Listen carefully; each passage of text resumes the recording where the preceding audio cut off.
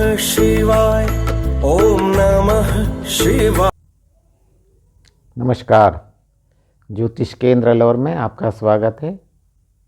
मैं एस्ट्रोलॉजर संजीव आज आपको प्रेम में धोखा, चीटिंग इन लव, मतलब प्रेम में धोखा होने के क्या क्या ज्योतिषीय कारण हो सकते हैं, किन कारणों से आपका स्पाउस या आप धोखा कर सकते हैं, उस बारे में अपन उन कारणों की उनकी ज्योतिषीय कारणों पे अपन चर्चा करेंगे। देखिए, यदि आप अपने किसी मित्र या अपनी पत्नी या पति की कुंडली में इस तरीके के आप युतियाँ देखते हैं और आप यदि ये समझ लें कि सब वास्तव में ये मेरे साथ धोखा कर रहा है या करेगा, तो देखिए ऐसा कुछ नहीं है। ये सिर्फ ज्योतिषीय कारण होते हैं। फाइनल डिसीजन के लिए तो कुंडली में बहुत सी चीज़ें देखनी पड़ती हैं। युति के साथ उन पर किन किन ग्रहों की दृष्टि पड़ रही है, बहुत सारी चीज़ें हैं। अपन फाइनल रिजल्ट पे तभी पहुंच पाते हैं। इसलिए मेरा तो आपसे यही निवेदन है, आप इनको समझें, देखें और धोखा ना खाएं, बचें। आपको सिर्फ जागृत करने का मेरा उद्देश्य है, तो इसलिए आप इनको समझें और फिर देखें उनको। चलिए अपन स्टार्ट करें वीडियो। देखिए, अपन आज इस वीडियो में चर्चा कर रहे हैं कि क्या क्या ज्योतिषीय कारण हो सकते हैं जो आपको प्रेम में दगाबाजी या धोखा मिल सकता है। देखिए, अपन देखें तो जो सप्तम भाव है, काल पुरुष कुंडली में सप्तम भाव में तुला राशि आती है, लिब्रा, उसके स्वामी है शुक्र। तो देखिए, यदि आपके सप्तम भाव या सप्तमेश, देखिए यदि सप्तम भाव है आपका और वहाँ पे कोई भी ग्रह बैठा हुआ नहीं है, तो ये सप्तम भाव की सबसे अच्छी पोजीशन है कि वहाँ पे कोई ग्रह नहीं है, किसी भी ग्रह का प्रभाव नहीं है। इसी प्रकार आप अपन सप्तमेश को देखें, अर्थात सप्तम भाव के मालिक को, वो आपकी कुंडली में कहाँ बैठा है। यदि वो आपकी कुंडली में केंद्र में बैठा है, त्रिकोण में बैठा है, मित्र राशि में बैठा है ना, और अकेला बैठा है, तो सप्तमेश की सबसे अच्छी स्थिति है ये। तो इससे अभिप्राय ये हुआ कि आपका सप्तम भाव भी अच्छी स्थिति में है और सप्तमेश भी अच्छी स्थिति में है। तो ना तो आप किसी को धोखा देंगे, ना आपका पार्टनर, आपका सप्तमेश, वो आपको ना वो आपको किसी प्रकार से आपको धोखा देगा, ना आप उसको दोगे। अर्थात आपका जो लव अफेयर्स है या मैरिज है वो बढ़िया चलेगी, अच्छी चलेगी। ठीक है, तो आपका सप्तम भाव और सप्तमेश पीड़ित नहीं होना चाहिए, तो धोखे की संभावनाएं कम रहती है। अब देखिए, प्रेम का कारक ग्रह, जैसा कि मैंने आपको पिछले वाले वीडियो में बताया था, शुक्र है। तो प्रेम का कारक ग्रह शुक्र है, तो आपको अपने शुक्र की स्ट्रेंथ भी देखनी चाहिए। देखिए, यदि शुक्र आपके कुंडली में पापकत्री ग्रहों से पीड़ित हो, अर्थात जहाँ शुक्र विराजमान है उससे आगे वाले भाव में भी और उससे पीछे वाले भाव में भी क्रूर ग्रह विराजमान हो। क्रूर ग्रह से मेरा अभिप्राय है सूर्य, शनि, राहु, केतु, मंगल। यदि ये शुक्र के आगे वाले भाव में भी और पीछे वाले भाव में भी यदि ये क्रूर ग्रह विराजमान है, तो आपका जो शुक्र है पापकत्री दोष से पीड़ित हो जाता है, अर्थात उसके दोनों तरफ क्रूर ग्रह बैठे। और यदि शुक्र के साथ राहु की युति है, और देखिए पिछले वीडियो में मैंने बताया था राहु क्या है, एक्सप्लोर करता है। राहु जो है आपकी लस्ट, आपकी इच्छा है, आपकी इच्छा को बढ़ावा देता है। शुक्र क्या है, शुक्र आपका काम है और काम को बढ़ाना। यदि शुक्र के साथ राहु की युति हो और यदि साथ में चंद्रमा भी आ जाए, देखिए चंद्रमा क्या है, आपके मन का कारक है। शुक्र तो के साथ राहु आ रहा है, वो तो आपकी काम भावना को वैसे ही बढ़ा रहा है। और यदि चंद्रमा भी आ गया और वो राहु के कंट्रोल में आ गया तो आपका मन भी पीड़ित हो जाएगा। मन पीड़ित हो जाएगा तो आपके मन में भी कुविचार आएंगे। कुविचार आएंगे तो आप एक्स्ट्रा मार्शल अफेयर्स बना सकते हैं। तो इससे क्या होगा, आप अपने पार्टनर से चीटिंग कर सकते हैं। ये जो कॉम्बिनेशन है आपके सप्तम भाव में बने, लगन में बने, लगन से भी आपके सप्तम भाव पर इसकी दृष्टि पड़ेगी, है ना। या देखिए द्वादश भाव में बने, द्वादश भाव है वो शय्या सुख का भाव है। शय्या सुख को राहु एक्सप्लोर करेगा और मन भी पीड़ित है, मन में भी कुविचार आएंगे द्वादश भाव में, तो भी आपके एक से अधिक रिलेशनशिप बनेंगे। ये यदि युति तीनों ग्रहों की आपके पंचम भाव में हो, पंचम भाव ये लव अफेयर्स का भाव है। लव अफेयर्स के भाव में यदि ये युति बनती है राहु, शुक्र और चंद्रमा की, तो अभी आपके एक से अधिक लव अफेयर्स बनने के चांसेस रहेंगे, अर्थात आपको प्यार में धोखा मिल सकता है। यदि यही संबंध छठे भाव में बने तो देखिए सप्तम भाव का व्यय भाव है छठा भाव, अर्थात द्वादश भाव है। तो द्वादश भाव हुआ, यहाँ पे भी यदि ये युति बनती है तो भी आपको प्यार में धोखा मिलने की पूरी संभावना बनती है। देखिए लगन में बने, पंचम भाव में बने, छठे भाव में, सप्तम में या द्वादश भाव में ये युतियाँ बने तो फिर काफ़ी ज़्यादा 100% चांसेस हैं कि आप प्रेम में दगा मिल सकता है आपको, या आप दगा कर सकते हैं। अब वही बात है, यदि शुभ ग्रहों की दृष्टि हो, कहीं से बृहस्पति की दृष्टि आ रही हो, थोड़ा बहुत इसमें कमी हो सकती है। अब देखिए इसके अलावा तीसरे और कारण भी हो सकते हैं। सप्तम भाव में अकेला राहु या तो वृश्चिक राशि में हो या धनु राशि में हो तो भी संभावना बनेगी, क्योंकि राहु है।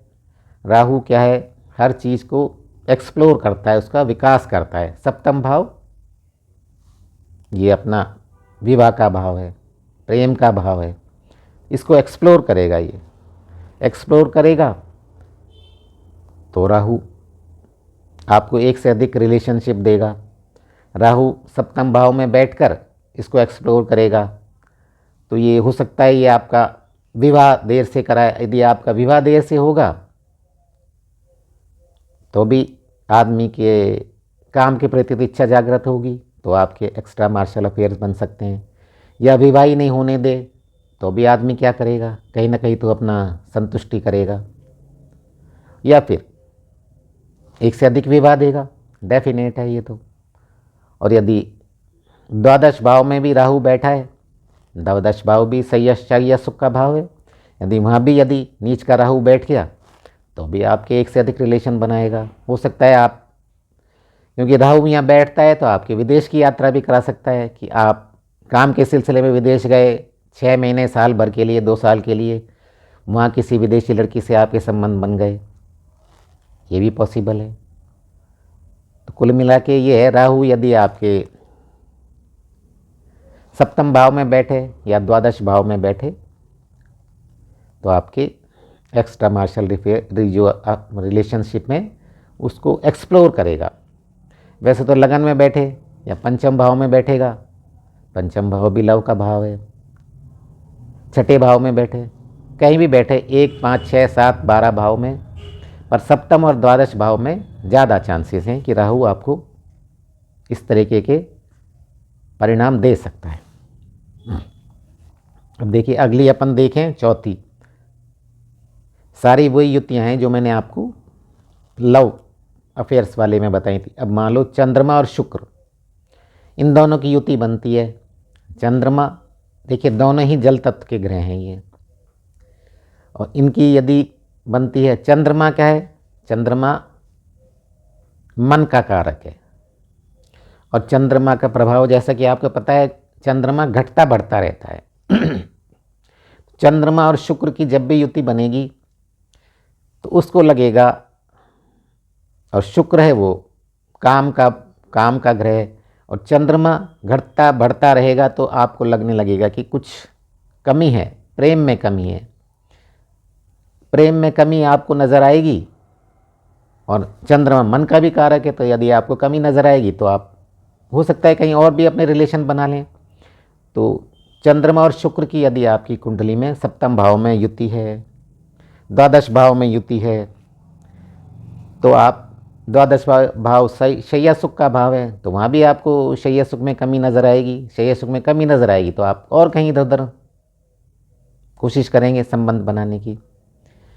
तो ये युति यदि बनती है आपकी तो भी आप के एक्स्ट्रा मार्शल रिलेशनशिप बन सकती है। और यदि शुक्र बृहस्पति की इन युति पे दृष्टि पड़ रही है तो देखा थोड़ा थोड़ा इनको कंट्रोल कर सकता है बृहस्पति। अब देखिए सबसे इम्पोर्टेंट युति है शुक्र और मंगल की। देखिए शुक्र काम है और मंगल क्या है, तेजी, हर चीज में आपको पराक्रम, साहस। तो काम में पराक्रम और साहस से अभिप्राय क्या होगा कि आदमी को लगेगा, जिसके भी ये युति बन रही है उसे लगेगा कि यार एक छोड़ा दूसरा पकड़ा, एक सुंदरता को भोगा दूसरे को भोगा तीसरे को भोगा, ये उसका क्रम चलता रहेगा। क्योंकि मंगल है वो पराक्रमी ग्रह है, वो सोचेगा कि इसमें भी अपना पराक्रम दिखाऊं मैं शुक्र के साथ होके। तो ये यदि इस तरीके की युतियाँ, शुक्र और मंगल की युति यदि आपके लगन में बने, या फिर आपके सप्तम भाव में बने, छठे भाव में बने, पांचवें भाव में बने, या द्वादश भाव में बने, तो बहुत ज़्यादा चांसेस हैं कि आपके एक्स्ट्रा मार्शल अफेयर्स बन सकते हैं। यदि ये युति नवांश में भी रिपीट हो जाए तो फिर 100% है कि कहीं ना कहीं आप शादी के बाद भी या एक प्रेमिका के साथ प्रेम करते हुए भी कहीं और पेच लड़ा रहे हैं, ये डेफिनेट है बात। यदि आपके नवांश में भी यही युति बनती है तो ये आप मान के चलें। इसको ज्योतिष भाषा में अपन वाइल्ड सेक्स भी कहते हैं, यदि शुक्र और मंगल दोनों कहीं बैठते हैं तो। अब देखिए छठा कॉम्बिनेशन बनता है शुक्र और केतु का। देखिए शुक्र केतु के बारे में मैंने आपको लव अफेयर्स वाले में भी बताया था। केतु क्या है, केतु विच्छेदकारी ग्रह है। तो यदि ये सप्तम भाव में शुक्र और केतु बैठ गए तो क्या होएगा, ये आपके जो पार्टनर है उससे आपके संबंध को विच्छेद करेगा, उससे आपका मन हटाएगा उस पार्टनर से, और मोक्ष का भी कारक है ये हो सकता है कि आपको ये दूसरी जगह, ज़रूरी नहीं है वो सेक्सुअल रिलेशन ही बनाए, दूसरी जगह वो कई बार होता है कि आदमी को संतुष्टि नहीं मिलती है। शुक्र केतु की युति वालों को अपने पार्टनर से संतुष्टि नहीं मिलती, हो सकता है किसी और जगह अपोजिट सेक्स से ही उसको आकर्षण हो जाए। कई बार आपने देखा होगा कई जो पोइट्स होते हैं, कवि होते हैं, उनके मन, या कुछ डांसर टाइप, कुछ इस टाइप के फिल्म इंडस्ट्रीज़ वाले होते हैं, उनका क्या है मन चलायमान रहता है, हो सकता है अपने पार्टनर के अलावा कहीं और उनका ज़्यादा मन लगे। तो शुक्र केतु की यदि युति है तो हो सकता है अपने पार्टनर के अलावा भी कहीं और उसका मन लगे, ज़रूरी नहीं है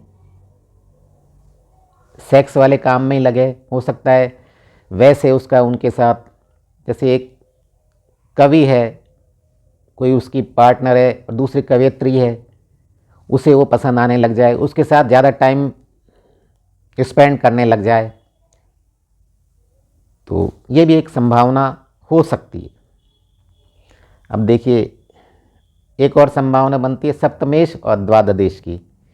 सप्तमेश यदि द्वादश भाव में बैठ जाए, देखिए सप्तमेश द्वादश भाव काम का भाव है, यदि सप्तमेश वहाँ बैठ जाए, या द्वादशेश 12वें भाव का मालिक आपके सप्तम भाव में बैठ जाए, तो भी संभावना बनती है कि आपके एक्स्ट्रा मार्शल अफेयर्स बन सकते हैं। क्योंकि 12th भाव शय्या सुख का भाव है और सप्तम भाव लव अफेयर्स का भाव है, तो भी आपके लव अफेयर्स बन सकते हैं। देखिए 12वें घर का चंद्रमा काल पुरुष कुंडली में 12वें भाव में मीन राशि आती है। मीन राशि जल तत्व की राशि है और चंद्रमा भी जल तत्व का ग्रह है। यदि अकेला चंद्रमा द्वादश भाव में आ जाता है तो भी वो आपके सेक्सुअल जो रिलेशंस हैं उनको बढ़ाता है। 12वां भाव शय्या सुख का भाव है, यहाँ जी चंद्रमा आ गया। वैसे तो किसी भी राशि में आ जाए चंद्रमा द्वादश भाव में, उसको अच्छा नहीं माना जाता। वो आपका जो आपके जो शय्या सुख है उसको एक्सप्लोर करेगा, बढ़ाएगा। तो ये भी एक, और जैसा कि मैंने पहले भी बताया आपको, राहु बैठ जाए 12वें भाव में, 12वां भाव विदेश का भी भाव है, यहाँ आगे अकेला राहु बैठ जाए तो भी आपके वो एक्स्ट्रा मार्शल अफेयर्स कराएगा। देश में नहीं तो विदेश भी ले जाता है 12वें भाव का राहु, वहाँ करा देगा, पर आपके एक्स्ट्रा मार्शल अफेयर्स अवश्य कराएगा। तो देखिए, ये कुछ मैंने आपको कॉम्बिनेशंस बताए कि यदि आपकी कुंडली में ये कॉम्बिनेशंस हो तो आपके एक्स्ट्रा मार्शल अफेयर्स बन सकते हैं। पर देखिए, ये 100% श्योर नहीं है कि आप मेरे वीडियोस को देखें और आप अपने पार्टनर पे शक करने लग जाएं। ऐसा नहीं है। ये पूर्णता इसमें तभी आएगी जब आप पूरी कुंडली का विश्लेषण कराएं। इसलिए आप देखें, समझें और सजग रहें। जय भोलेनाथ। ईश्वर आपका कल्याण करें।